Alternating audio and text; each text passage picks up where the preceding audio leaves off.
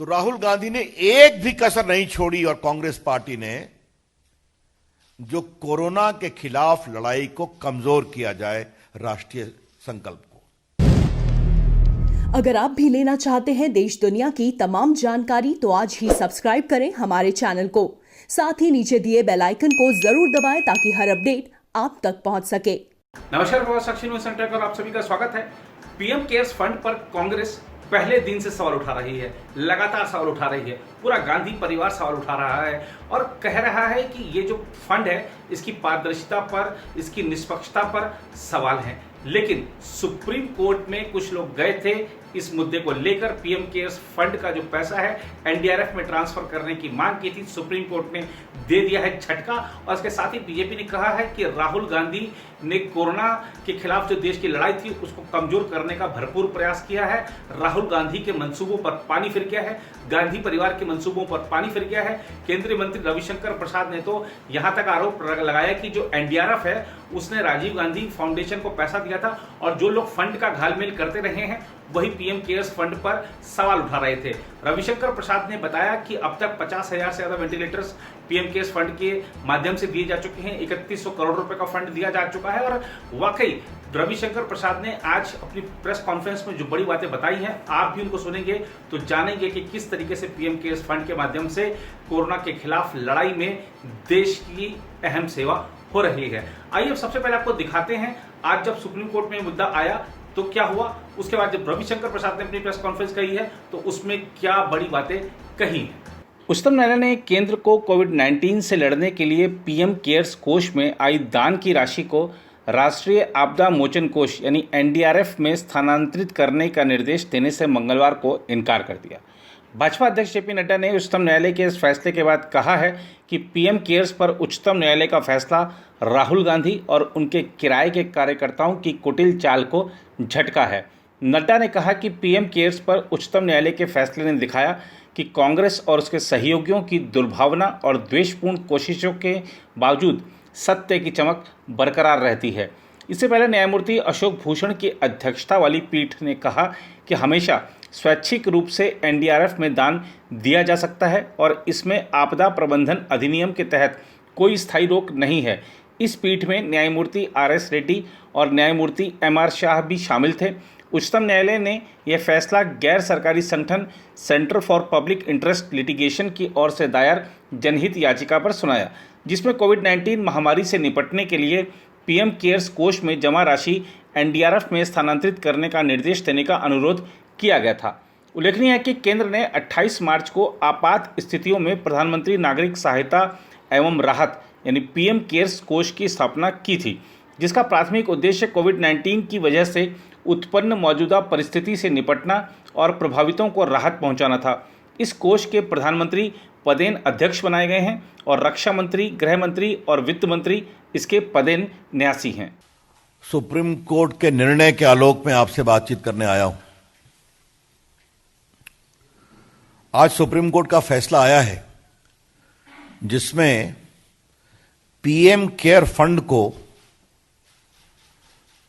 NDRF में transfer करने का एक प्ली हुआ था और यह बार बार विरोध किया गया था कि पीएम केयर्स को मिला दिया जाए। सुप्रीम कोर्ट ने लंबी बहस सुनी थी। उसमें कई ऐसे वकील लोग भी थे जो प्रामाणिक रूप से मोदी सरकार के कई विरोध के केस करते रहते हैं, ये उनका विवेक है।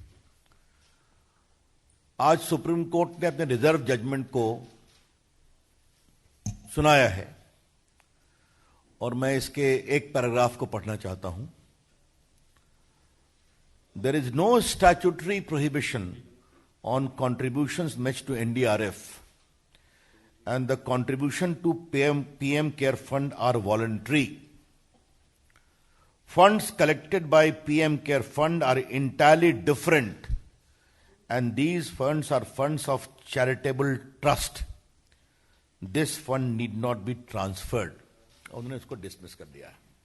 बाकी जजमेंट विस्तार की बात है, उसमें नहीं जाऊंगा। एक बहुत महत्वपूर्ण बात जानना चाहिए कि पीएम केयर फंड से अब तक 3,100 करोड़ रुपए दिए गए हैं कोरोना की लड़ाई में, जिसमें 2,000 करोड़ सिर्फ वेंटिलेटर के लिए दिए गए। और आज देश को बताते हुए आप सबों के माध्यम से प्रसन्नता होती है कि 50,000 वेंटिलेटर पीएम केयर फंड के द्वारा दिए गए पैसे से उपलब्ध कराए गए हैं, जो आजादी के बाद के आज तक के इतिहास के हाईएस्ट हैं। The 50,000 ventilators provided to take care of emergency needs of corona patients is the highest since independence as far as ventilator provisions are concerned. लगभग 1,000 करोड़ दिए गए हैं राज्यों को, जो हमारे प्रवासी मजदूर आए उनकी व्यवस्था करने के लिए, और लगभग 100 करोड़ रुपए दिए गए हैं कोरोना के खिलाफ वैक्सीन के अनुसंधान में मदद के लिए। तो 3,100 करोड़ की बड़ी राशि कोरोना की लड़ाई के लिए दी गई है। हमारे पार्टी के मंच से आपको बताया गया है और मीडिया में भी आया है कि किस तरह डॉक्टर मनमोहन सिंह की सरकार के समय राजीव गांधी फाउंडेशन को एनडीआरएफ से पैसे दिए गए थे। आज मैं उसको दोहराऊंगा नहीं।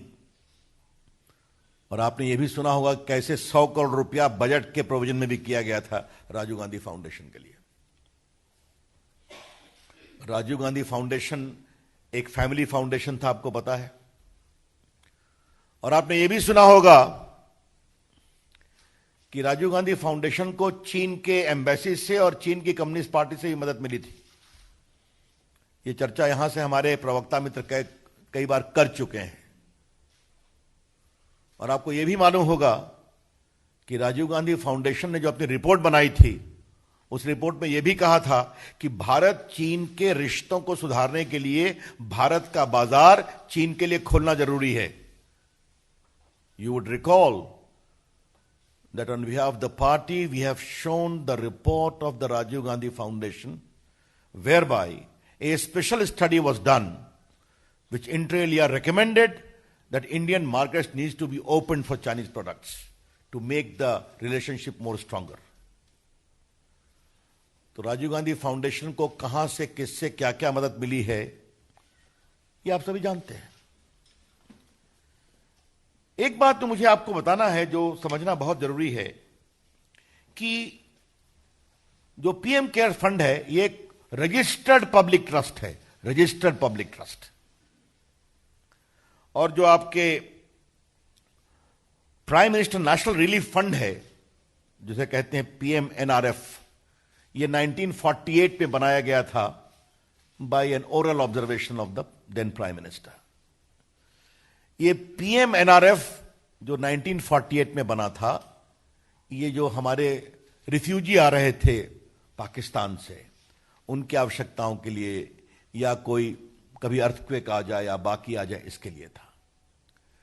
जबकि ये जो पीएम केयर्स है ये एक रजिस्टर्ड पब्लिक ट्रस्ट है जिसके प्रधानमंत्री अध्यक्ष हैं, और ये कोविड ऐसी इमरजेंसियों के लिए बनाया गया है। ये बात समझना बहुत जरूरी है, दोनों में बहुत अंतर है। अब मुझे आपको बताते हुए कभी कभी आश्चर्य भी लगता है, मैं नाम तो नहीं लूंगा, कि ये जो पीएमएनआरएफ है इसके एक कांग्रेस के बहुत सक्रिय सीए जो मंत्री भी थे, थ्रू आउट सीए वही रहे। अब ये भी आप समझ सकते हैं और इससे अधिक बोलने की आवश्यकता नहीं है। Transparency is writ large in the PM cares fund, both in terms of legal requirement and both in terms of transparent management of funds received on a voluntary basis. इसमें पूरे फंड वॉलंटरी रूप से आते हैं। तो आज हमारी सरकार के 6 साल पूरे हो गए हम 7वें साल में हैं और बहुत गर्व के साथ हम कहना चाहते हैं, और पिछले 6 साल से मैं अपनी सरकार में मंत्री हूं, प्रधानमंत्री के निर्देश पर हमारी सरकार ईमानदारी से काम करती है और अभी तक एक भी भ्रष्टाचार के आरोप लगाने की किसी को तथ्यों के साथ हिम्मत नहीं हुई। अब बाकी कुछ लोग अपना बोलते रहते हैं तो छोड़िए, उसके बारे में क्या कहना है।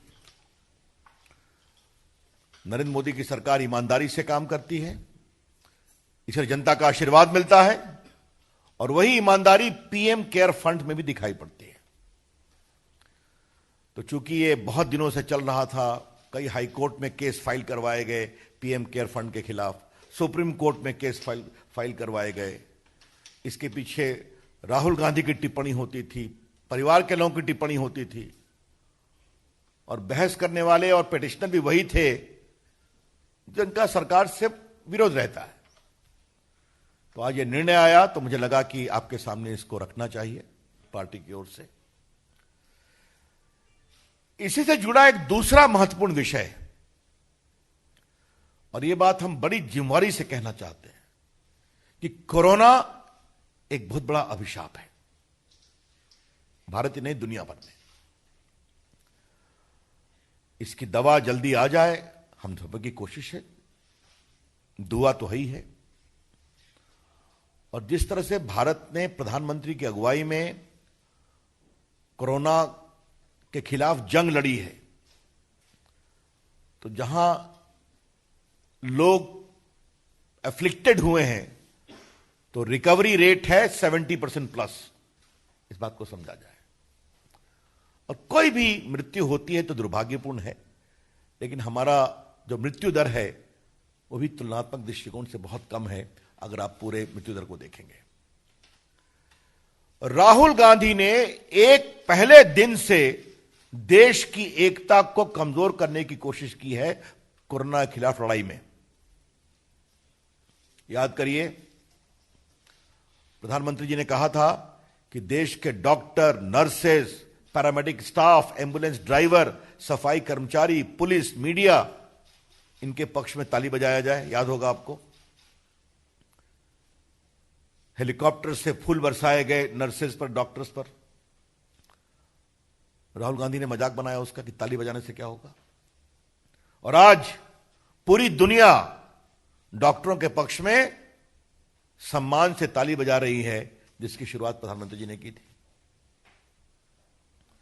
जब लॉकडाउन आया तो राहुल गांधी ने क्या कहा, लॉकडाउन से क्या होगा। उनकी बात उनकी सरकार चाहे पंजाब में है या राजस्थान में नहीं सुनती थी। वहां तो लॉकडाउन पहले ही कर दिया गया था, कर्फ्यू भी किया गया था। जब प्रधानमंत्री जी ने कहा कि पूरा देश में आशा के लिए दिया जलाए, मोमबत्ती जलाए, तो पूरे भारत ने दिया जलाया, आशा का दिया, संघर्ष, संकल्प और ऊर्जा का दिया। गरीब ने अपनी झोपड़ी में भी जलाया। राहुल गांधी ने क्या कहा, यह दिया जलाने से क्या होगा। जो आईसीएमआर काम कर रहा था उस पर भी टिप्पणी करना। अब मैं बार बार उन चीजों को मैं रिपीट नहीं करूंगा। और पीएम केयर फंड पर भी हमला करना। तो राहुल गांधी ने एक भी कसर नहीं छोड़ी और कांग्रेस पार्टी ने, जो कोरोना के खिलाफ लड़ाई को कमजोर किया जाए, राष्ट्रीय संकल्प को।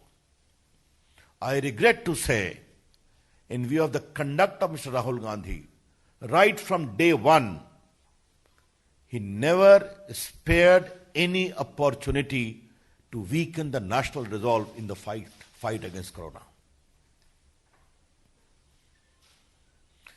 और ये बात मैं आपसे इसलिए कहना चाहता हूं कि बहुत सी पार्टियां जो कांग्रेस पार्टी के साथ हैं, उनके नेताओं ने भी डॉक्टर, नर्सेस के पक्ष में ताली बजाई और दीपक भी जलाया था। तो आज जब पीएम केयर्स फंड पर यह फैसला आया है, तो उनके द्वारा एक प्रायोजित षड्यंत्र का सुप्रीम कोर्ट ने बिल्कुल निरस्त किया है उसको। और यह बिल्कुल ट्रांसपेरेंट फंड है पीएम केयर्स का। इसकी ईमानदारी से कार्रवाई हो रही है। पारदर्शी तरीके से इसका निवेश हो रहा है।